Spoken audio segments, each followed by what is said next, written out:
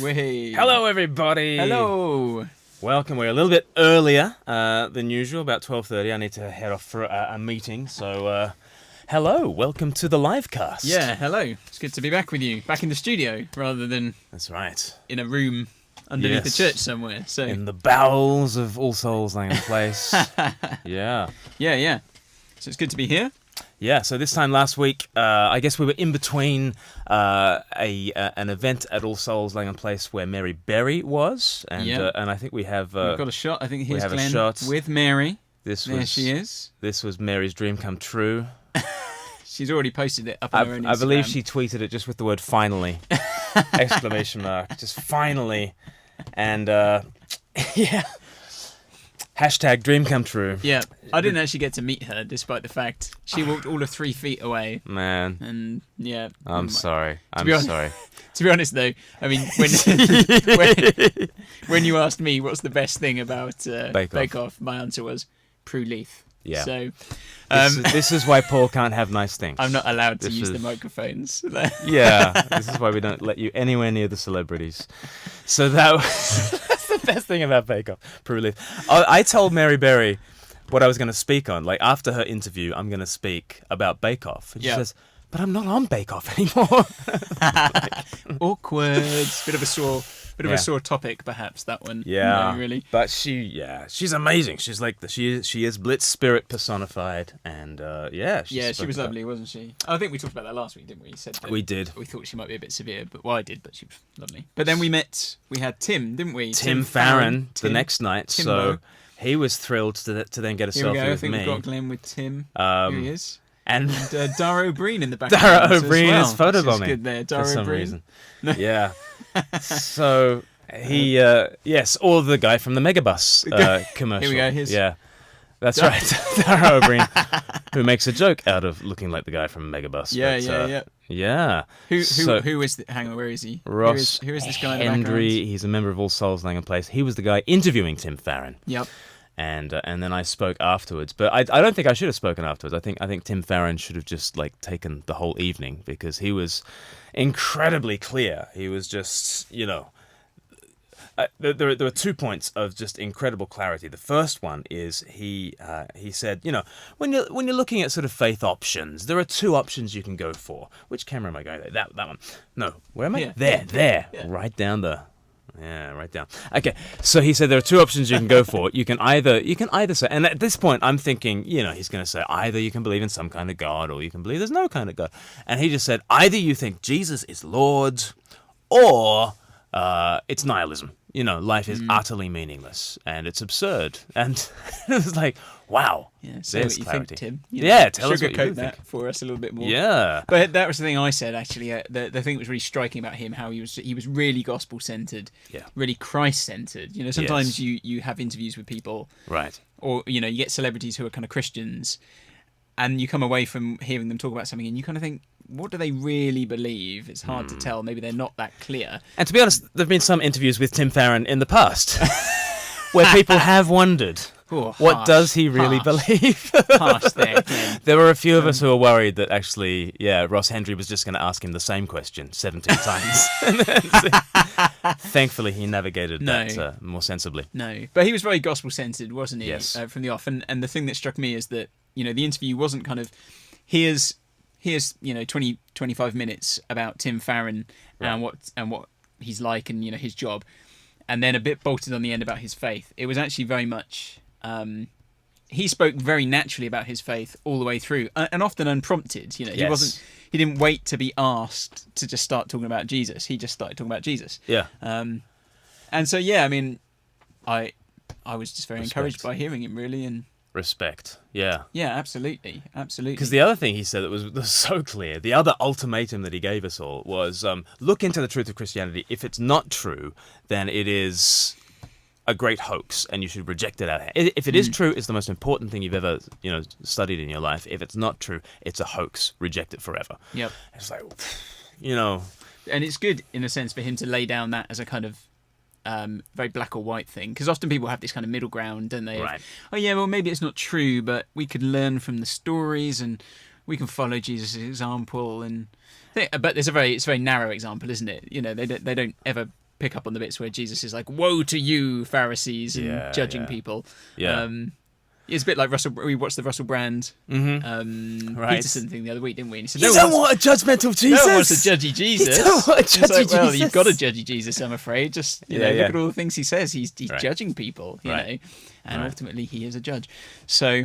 But Tim Farron, what was interesting is okay. So a lot of Christians would criticize him because of his stark separation of church and state, such that privately he has said, yes, I believe that homosexuality is a sin, but publicly, look at my voting records in the House of Commons, and I have supported the rights of gay people to live their lives however they want to live them, and I'm not the sex police, and the church is not the sex police, and no one's going to come and investigate your bedroom activities.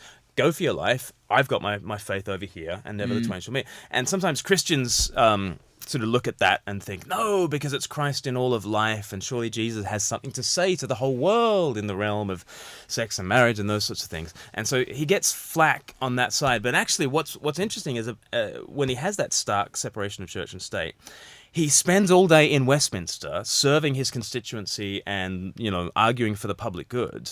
And then he comes to a church on a Tuesday evening and he's like, well, it's either Jesus or nihilism, baby. It's Christ or the pit, And so actually, whatever you think about Tim Farron and the way that he divides up church and state, it certainly enables him to be very clear when you stick him in a church and say, Tim, what do you actually believe? He's not wishy-washy there because he's. No, and he wasn't wishy-washy. And it's an interesting one, isn't it? That division of, in his views, perhaps. And you can see, can't you? To some extent, I can see at least how, as Christians, we're not called to force non-Christians to live like Christians. That doesn't achieve anything anyway. Right. Just makes. Right. Things very moral, but still spiritually dead. Yeah. So you can kind of see why he would say, "Look, I can vote one way." Yeah. And believe other things. It's certainly it's certainly a liberal argument, isn't it? It's a liberal argument to say, "Don't be the thought police on me. Can I not privately believe this and still work for your goods?" Yeah. And it's just ironic that a society that prides itself on liberalism says, no, you can't think that. That is the wrong thing to think. Right? You thought the bad thing. You thought the bad thing, and now we're going to pile on you. Liberalism is not about liberty anymore, so there it's we go. Thinking the very right thing. Tweet that, Yeah. No, don't, because I'll be pilloried by the left.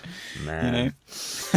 So that was last week, and there was a whole week of mission at All Souls Langham Place called Real Lives. Start the conversation, and we pray that the conversation has been started with a number of people. So what was interesting to me as I've sort of reflected on the week is that there were sort of 5 midweek interviews, and then I spoke, and there were high-profile people like Mary Berry and Tim Farron, and Canon Andrew White was great on the Friday night. And if you want to see what he said in the comments below, if you're watching on Facebook, on the comments below, there is a link to what he said. He was stunning, and Martin Bashir was interviewing him with characteristic angularity. Well, I didn't watching it back on the video because I wasn't there that evening. I didn't even know it was Martin Bashir because you never see his face. And I'm going, I know that voice. Yes. I'm going, I just want to get a look at him. Just get a look at him. Who is it? But never. Yeah. Never saw him. So he's the guy who interviewed. Was that an intentional Princess thing? Diana and. It was very intentional. Is he not very attractive? Don't do the close-ups. It would be. That's his best side. 540p at most. Yeah, that's right. Smear some Vaseline on the lens. No, he is a very attractive man. I'm sure a beautiful man, Martin. He wanted the full attention of Canon Andrew White, and he wanted to have a more intimate discussion where he wouldn't let Andrew White get away with anything, like playing to the crowd and that sort of thing. Right. So at many points, Martin Bashir, and do check it out. You can find it on YouTube. You can definitely find it on Facebook if you look for Real Lives London, and you'll find it in the comments section of this video. We'll put a link in because it's not as easy to get. Yes. So, but he was constantly sort of saying, but. Andrew White, that sounds like mumbo jumbo to me. You talk about your experience of Christ, and it was really weird for me watching it, having not chatted to you about it, so I didn't know any of what got on. Because I was thinking, this interviewer he's a bit rude. Yeah, He's like, Andrew, look at me. Yeah, look at exactly. me, Andrew. Yeah, you know, back in the room. There were you know? people It's like, afterwards. They came up to both Rico Tice and me, and they said, "Well, it was good that Martin Bashir was there, wasn't it? He got to hear the gospel.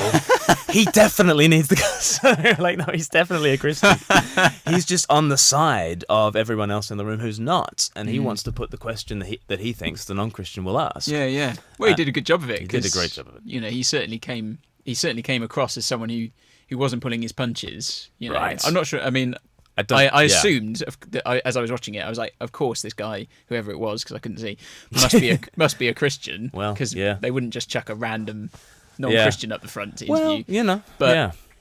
you know, I could sense. I was like, oh, he's asking questions very Yeah. much to be devil's advocate.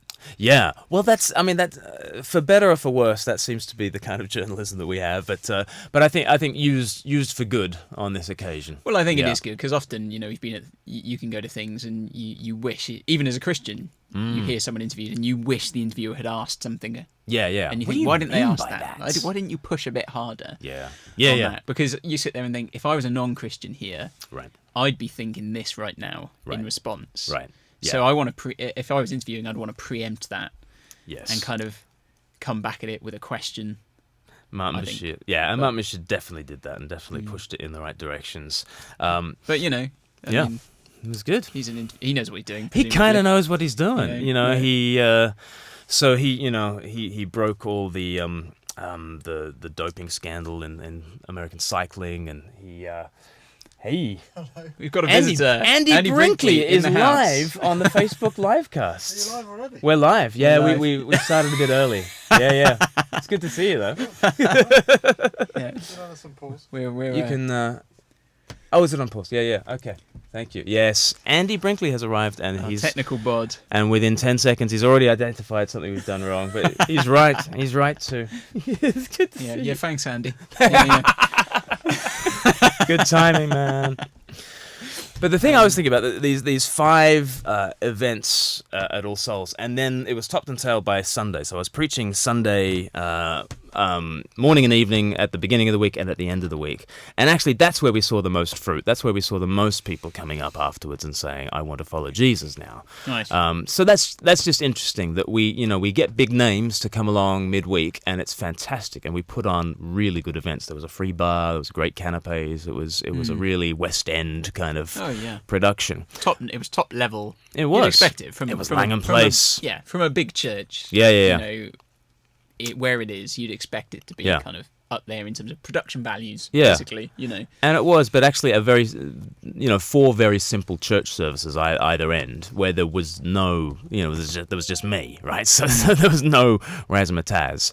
And it just reminded me that Sunday is where the action's at. The Lord's people gathered around the Lord's table on the Lord's day, hearing from Scripture. That's really where the magic happens. And I think as Christians, we often think, oh no, Sunday is not where it's going to happen, because we kind of go, have you seen Sunday? Like, you go, oh, I'm not sure my non-Christian friends would think much of this. Yeah. No, don't ring me now. It's a bad thing. I'm having, that's my... Was that Andy? No. Andy's like, Don't say. I need to talk to you guys. No, I'm having a new front door put in. Is that right? This week at some point, so... Oh, you should take that. Honestly, this is... Well, I didn't have it put in the other day because of the snow, and the guy couldn't get to me. And I also said, it's -5 outside. I don't really fancy having the front door of my house taken off for a whole day. Yes. But, blew the doors off. Yeah. What But were we talking about? Sundays. I think we sometimes think, what would our non-Christian friends think about Sunday? Yeah. The interesting thing is that we've had a few people come to our church recently, or up at All Saints, the main church, completely out the blue, or friends invited them along, and they've just been blown away by it. Yeah. Yeah. And, one guy was saying, oh, this guy came and he was just in tears. And I said, Wow. well, yeah, I've been in tears for a few services as well, but probably for different reasons. But, people are really, we another couple who, came or went to another church somewhere at Christmas, and the lady said she just cried all the way through. And to me, I just think, you're so used to Sunday. Yeah. And often Yeah. we can find so much fault with our things as well. We think, oh no, this has happened, and the AV's broken again, or the music group's fallen down, and we kind of think actually the big thing, the thing we need is the big events. Yeah. But I said to you as well, I mean, even though it had been teed up that there'd be the interview and then a talk, and you can do the talks, it still felt, I felt for you, because it still felt hard Right. to Who's just this get guy? up and, it was like a change of, it was a Gear. real change Has of to be. gear, Has to be. even Yeah. then. Yeah. Yeah. Not quite a change of gear like dodgeball to talk, as we Right, had at Glasgow as we did, University, which is yeah. a real change of gears. Yeah. But so I mean, is there? Do you think there's a better way of doing those evenings? Like, I mean, or do you just need to do those to tee up Sundays? I think they did them as good as those evenings can be, and I just think Sunday's where the real action's at.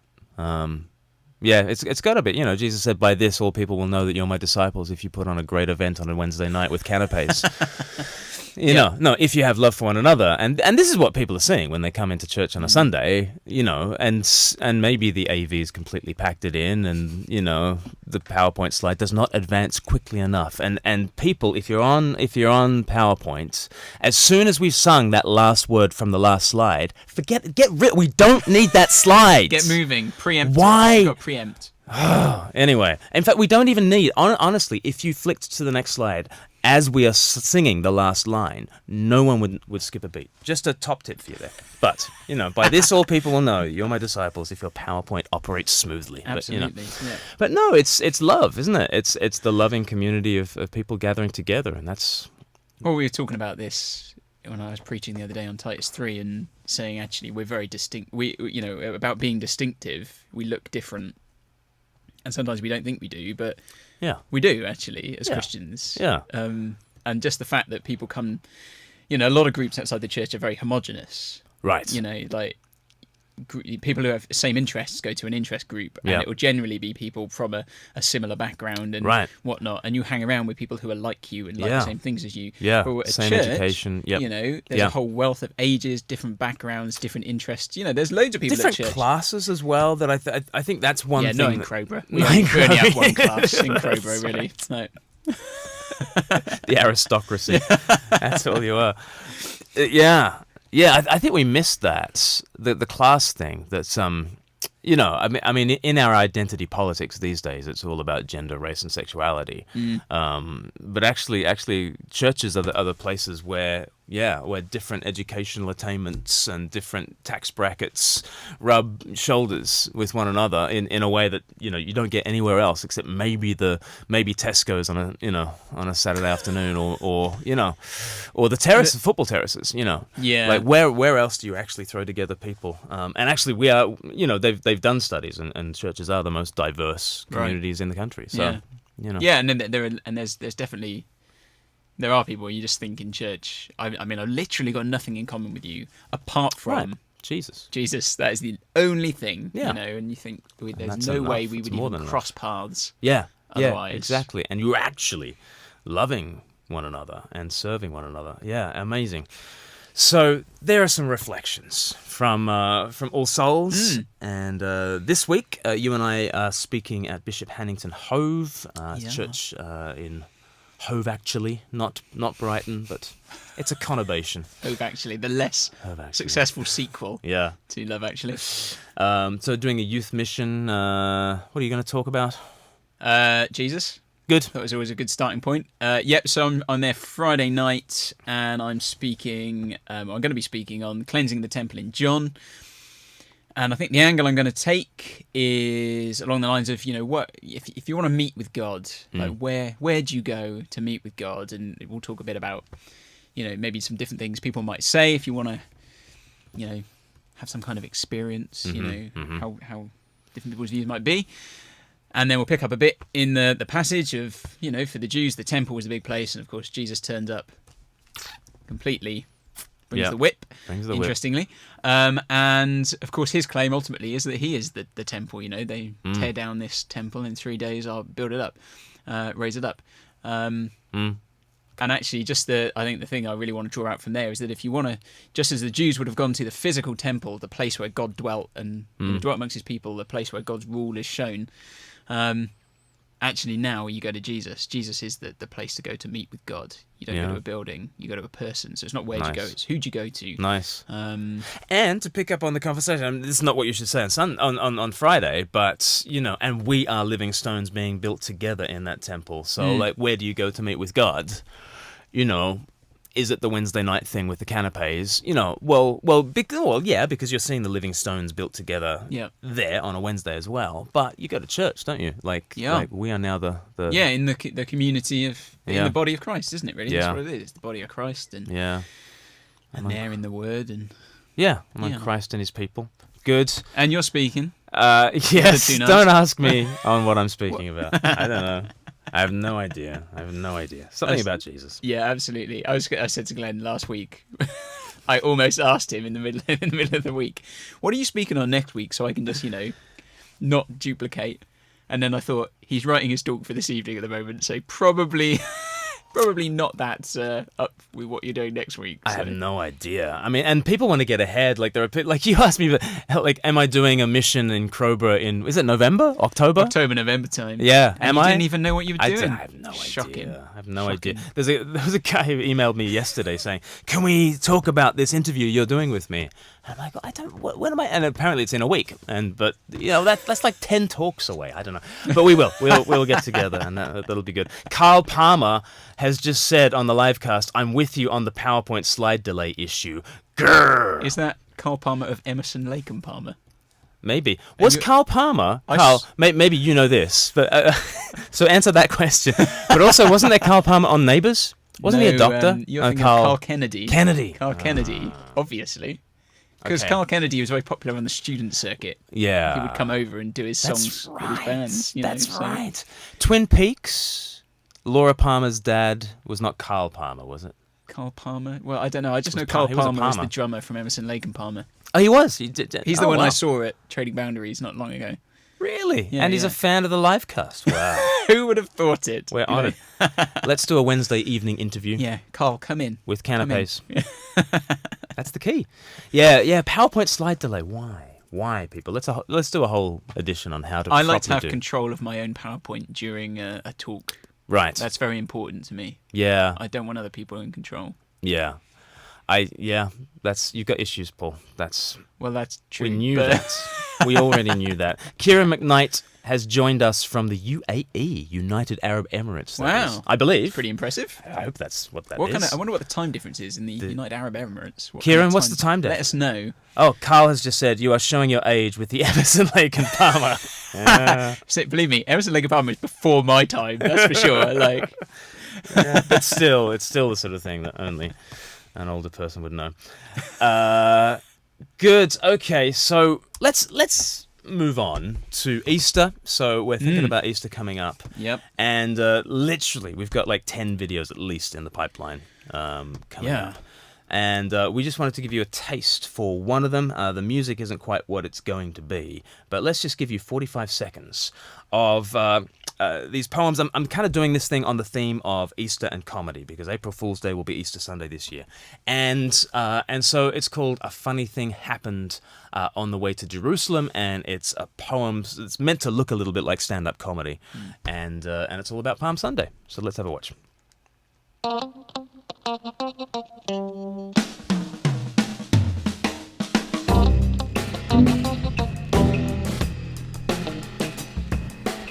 So there's this guy who says that he's God, repeatedly. And he's not a fraud, he's the still center of sanity, no hint of vanity. Purest humanity, but he's God, and he needs you to know that he's God. He's God on a mission. He's got a real Messiah complex, the original condition. A Messiah complex with a death wish, and that's the joke. Because when he spoke his claim, all would complain, crying, "Prove it!"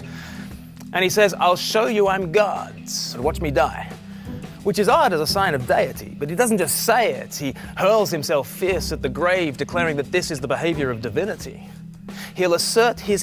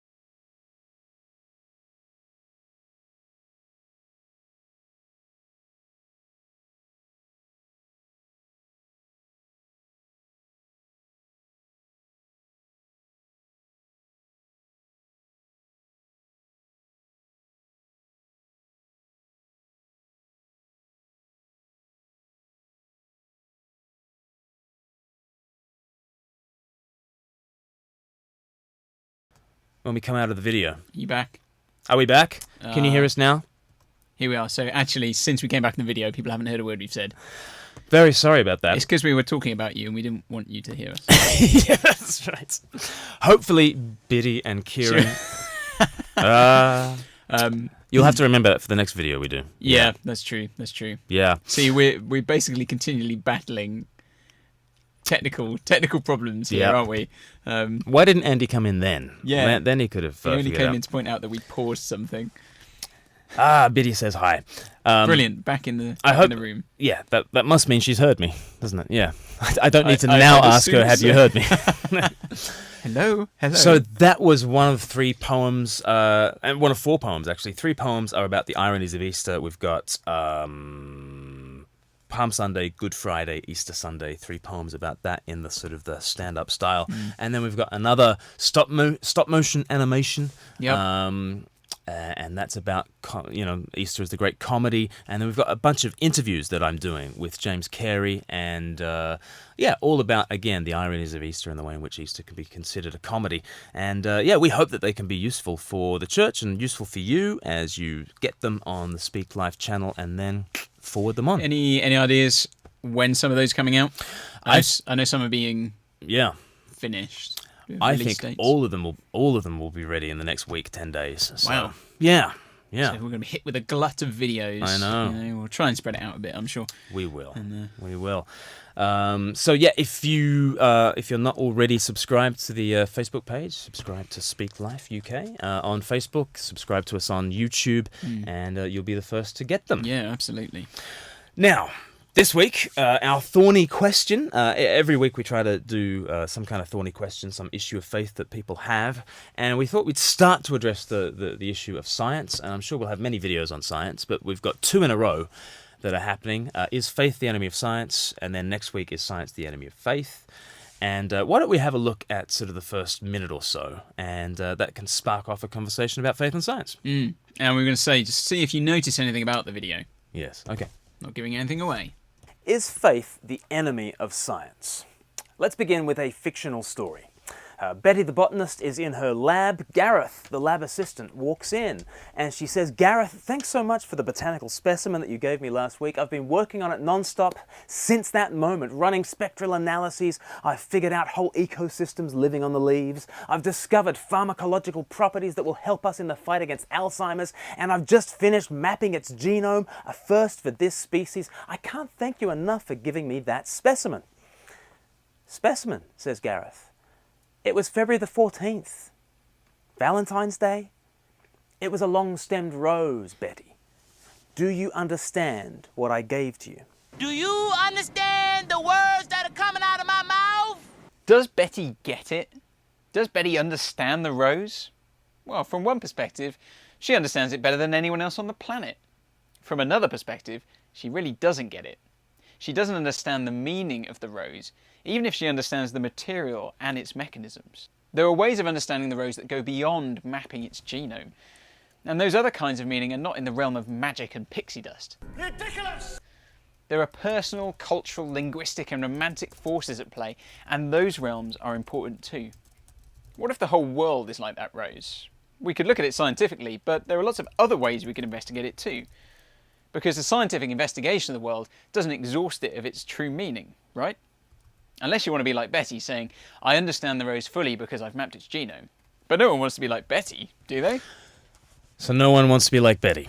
That's the big issue. No one wants to be like Betty. So can people hear us? Should be able to. Should be able to. The mic's picking up, so we should be okay. So did anybody notice... Anyone notice the thing? What was different? What was different? What was different about this week? Today's video? One of these videos, not like the other one. One of these videos are not quite the same. Well, we'll see if people notice. Let's not wait until one of our 8 viewers manages to type. But I think this Betty thing that I do, I kind of ripped it off from John Lennox. Mm-hmm. So he professor of mathematics at Oxford University and a Christian, and he often talks about a cake, and he sort of says, here is a cake, think of all the great science you can do on it. You can sort of reverse engineer and get the recipe from just looking at the cake. You can talk about the nutrition of it. You can boil it down to its, I don't know, sort of chemical elements. Yep.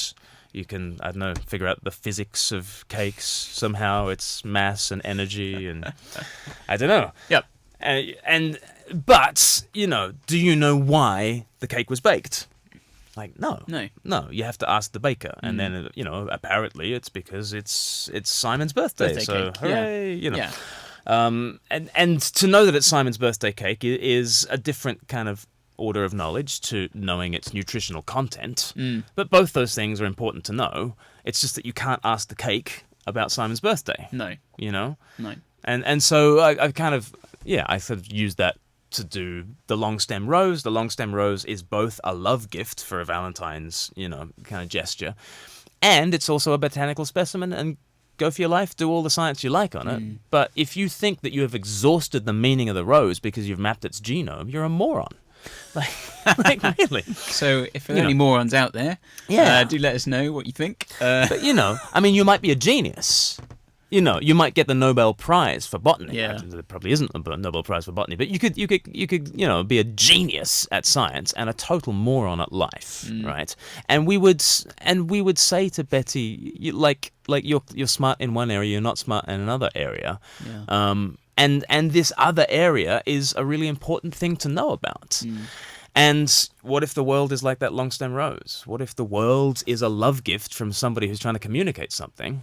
Well, fine, map genomes all you like, but you might need to hear from that lover, and that's what we mean by faith, Yeah, and also, I mean, not only, I suppose, in that example, are we saying there are different orders of knowledge, but probably with that example, we would say that you could know it's, you could map the genome, you could do all the things like that.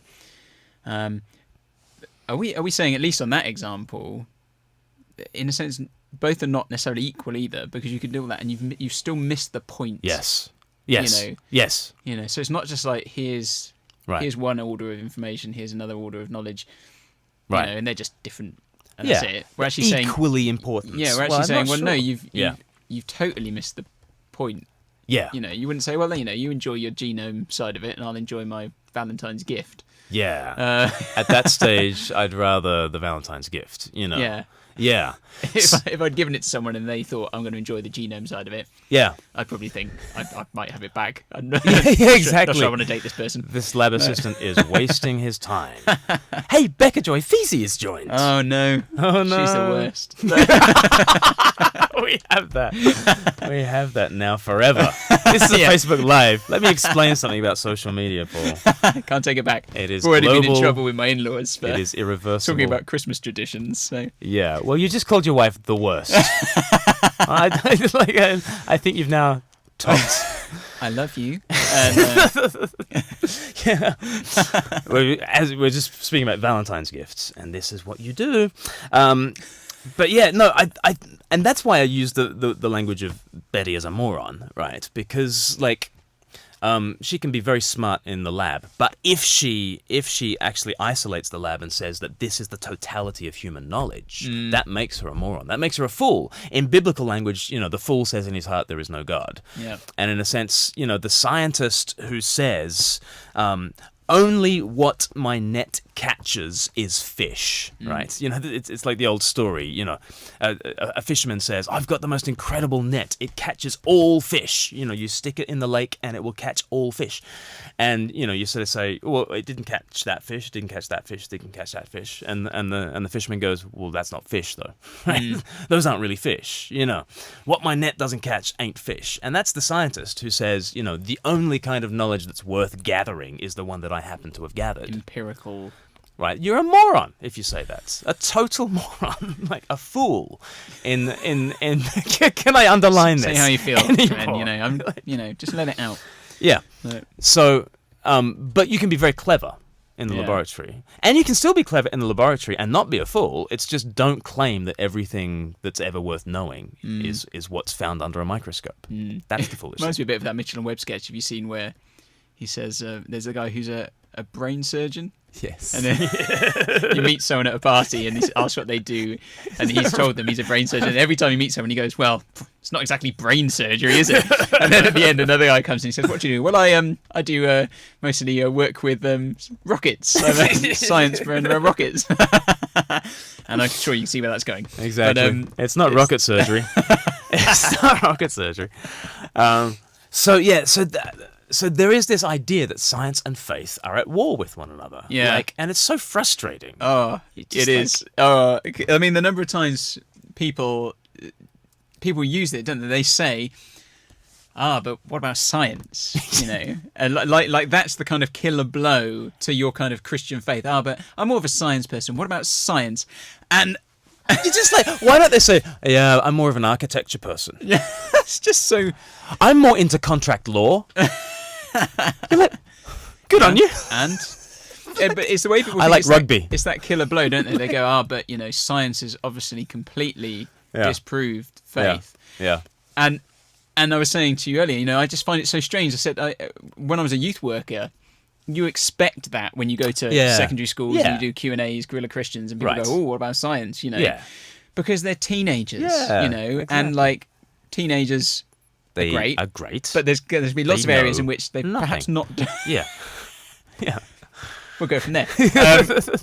Not quite developed all their views on some things. Yes. But when I meet adults who say that, I just think, surely how stupid you have to be to still. Morons, fools, and stupid. To still think that. Yeah. I mean, and I think the reason is, and we talked about this a little bit earlier today, that actually a lot of people are not challenged on the whole to think through their assumptions. Yes. So they just think, well, science, there you go. Yes. And they're not having to wrestle with another worldview. Yes. Whereas as Christians, we have a worldview, a Christian worldview, and then science is there as well. Yes. And we kind of go, well, we've got to fit these together. Yes. But it's the way people set up this kind of false dichotomy that's very, very frustrating. It is exactly equivalent. If someone says to you, "Oh, I could never be a person of faith because I'm a person of science," it's exactly equivalent to saying, "I could never be a person of faith because I enjoy rugby. I could never be a person of faith because I'm into architecture, I'm into contract law, I'm into like science is a method of investigating the natural world, and it's wonderful. And Christians, like the church, has birthed this thing called the modern scientific, method. And you're welcome, world. That's on us. But to then turn around and say, "Oh, I couldn't be a person of faith because I'm a person of science." Well, for a start, when I was at St Andrews University, I was asked to speak on this topic, and I think it was the first topic of the week. And because people want to know, could you possibly be a Christian and a scientist? And I just started the talk by saying, if you're a member of the Christian Union and you're doing one of the STEM subjects, so science, technology, engineering, maths, can you put up your hand? And literally 3/4 of the room, the hands go up. And I'm like, well, I'll just sit down. Unless you think all these guys are failing their subject. You know, they get an F on their paper and they're like, "Oh, Jesus, you cost me my degree again. Can't be a Christian. Jesus makes me math stupid." No. Anyway, so like you say, science has come out of that Christian worldview that there is a creator who has made things that are ordered, and therefore we can study them and find order and patterns. Yes. And so many renowned scientists from the centuries have been people of faith, whether they were explicitly Christian, not necessarily all of them, but But belief in God, it was not mutually exclusive. Drive them out of the laboratory. And in fact, belief in God in this video, have a look at it. But in this video, we make the case that belief in God should send you into the laboratory. And maybe Betty receives the long stem rose and thinks, "I want to know more about this rose." And okay, fantastic. And maybe if I want to know what love is. I want to know what love is. I want to map its genome. But if the whole world is a love gift, then yeah, absolutely. One of the responses is to go into the world, and go into the laboratory, and find out as much as we can from it. Simon Naish, hello Simon, has asked a question. I have a family member who wants me to support my faith with facts and science. For me, the Bible is enough, but what would you say? Well, I guess the Bible is definitely enough to know about the deepest issues in the world. Like, as Betty receives that rose, like, from, her lab assistant, all she needs to know is that he loves her, right? All she needs to know is his words, I love you, and then she understands the rose, like, better than most people, right? To then say you need to go and have facts and science, well, you can do, and it can be supportive, and it can be corroborative evidence. But you're absolutely right that the Bible is basically saying this world is a love gift from someone who loves you. Will you receive that love? And you can just say yes, and that's enough, right? It would be interesting to know. I think I want to know what kind of things is that person wanting to hear there? Like what science / facts are they thinking? Because people, so we might go to the Bible. And people go, but you can't have the Bible. Sorry, it's not fish. It's not part of the net. And that's the issue. That's part of the issue, isn't it? And I mean, I think it is great. I mean, faith is not blind faith. Right. I mean, that's a big thing that comes up with Lennox and Dawkins, isn't it? Right. Dawkins is insistent that if you're talking about faith, it's basically just nonsense that you're believing, making yourself believe. But people use all kinds of trivial examples, don't they? But faith in. When you sit on a chair, you've assessed some form of evidence. You've looked at the chair and you thought that is going to support my weight. It's not just fingers crossed. Here we go. Close my eyes it's and not a leap hope I in don't the hit the dark. floor. And there is, I think the good thing about Christianity, lots of good things about Christianity, and you love your wife, and my wife. The good thing about Christianity. Can I sleep here tonight? Is that actually there is so much verifiable evidence for it, and I mean that's never going to be enough for people, because we've seen in other Thorny Question videos we're truth twisters and deceivers and deniers and all kinds of things like that. But the fact is we can go to historical documents and evidence and say, well, look, there is stuff there. And stuff outside of the Bible corroborates the Bible. And if we look at how reliable the Bible is compared to other historical texts, loads of stuff. It's so, there are plenty of parts of history that we take for granted. Like Caesar's a good one, isn't it? When we talk about, but actually the documents about him and his life are hundreds of years after his time. Right, the earliest and copies we only we have have. Like 1 or 2 copies or something like that, isn't it? Whereas Christian, the Bible has 25,000 fragments and documents and nearer the time, blah, blah, blah, blah, blah. So the documentary evidence for the Bible is very good. And next week, tune in, Simon, next week, because we're going to do part 2 of this science and faith discussion, where we talk about 4 scientific facts that actually are far better explained on the basis of Christianity than they are on the basis of atheism. So those 4 facts are: everything came from nothing, order has come from chaos, life has come from non-life, and consciousness has come from mindless matter. And all of those things are the most stunning miracles you've ever thought about.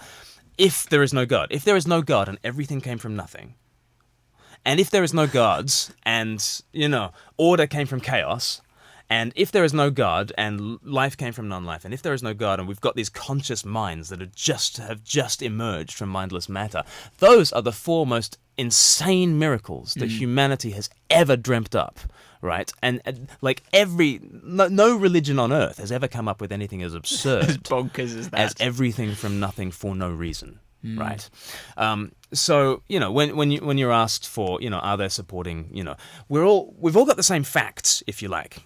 Everyone's got the same facts. We're all living in the same universe. I've got this conscious mind, this 2 pounds of grey matter that is processing a world of incredible cosmic order. And I can only do science because there is incredibly rationally ordered, rationally comprehensible laws. I can only do it because my mind is somehow in tune with those laws and can access the world and test it against the laws up above and think through very hard. And we've all got the same facts, right, about the world. The Bible gives you the goggles that you look look through, and those goggles that you look through says, well, of course there are laws up above, because God has always had his logos, his logic, Jesus Christ, and he orders the universe in that way, and he's intended for us to know his logos, his logic, Jesus, and therefore our minds are intended to know the deepest mysteries of the world. And so the fact that science works is no mystery for me whatsoever. But take away the goggles of the Bible and put on the goggles of atheistic naturalistic materialism, and why on earth should any of this stuff work? Why should there be a cosmos and not a chaos? And why should this 2 pounds of grey matter that has just emerged out of a process of slime, struggle, and selfishness, how should this 2 pounds of grey matter ever grasp the mysteries of the cosmos? That makes no sense, right? So the atheist has got their goggles on. They're looking at the same facts as we are, right? But it doesn't fit, and it doesn't make sense of the world around them. We've got the Bible as a pair of goggles, and we look at the exact same world. We're not denying the world. We're not denying any of those facts. But the Bible gives us the grounds for believing in science and believing in all the things that make most sense to you and me. So those would be some of the... Yeah, Simon's asked, any recommendations for verifiable evidence? Tune in for next week's Thorny Question video, Monday night at 7 p.m. We'll launch that video, and it's got those 4 facts that science will tell you, and all of them point to faith. Yeah, and I think that's helpful. I think we were talking about it earlier. It's not science versus faith. Right. It's more that faith. It's more naturalism, atheistic naturalism, isn't it? Yes. Versus Jesus, really, isn't it? Yeah. And that's what's going to come out in next week's video, isn't it? Really, that a lot of these things that if you're saying it's purely unguided, right, chance. I mean, right. Wow, that's faith. Yes, yes, exactly. We had a message, and we've got to. We've got to shut up very quickly, but we had a message actually from David Lowry's, who asked, what do we mean by faith in our video? Because in one sense, like everybody has faith, like we all have these pre-commitments to things, and you can't live for an entire minute without taking certain things for granted and having certain presuppositions and pre-commitments. But I guess faith, and faith in the world's eyes means absurdities. Finding within yourself the resolve to believe things that are nonsense. That tends to be what people think of as faith. What I'm meaning by faith, what we're meaning in this video, I think, is what we need to be told by God. So God needs to tell us stuff about the nature of the world, and that comes in the Bible, comes in the person of Jesus. Faith is listening to God's revelation. And so therefore, the Bible is, as John Calvin said, this pair of spectacles that we look at the evidence with. So I've got my spectacles, the Buddhist has his spectacles, the atheist has her spectacles, and we're all looking through our different pre-commitments. But my faith position is that Jesus is Lord, the Bible is true, and God loves the world and has intended it in the same way that Gareth, the lab assistant, loves Betty, the botanist, but he needs to tell her, That kind of thing. Lots more to say about science. We'll return to this subject next week when we have a look at, is science the enemy of faith? And we'll let you know how our Bishop Hannington Hove mission has gone. Yeah. And hopefully some of these videos will start to trickle into your feed, and you can send them out into the world. And are you going to be around? When's this? So the London City mission. There's this. What are you doing? There is this mission in London, and yes, stay tuned for details.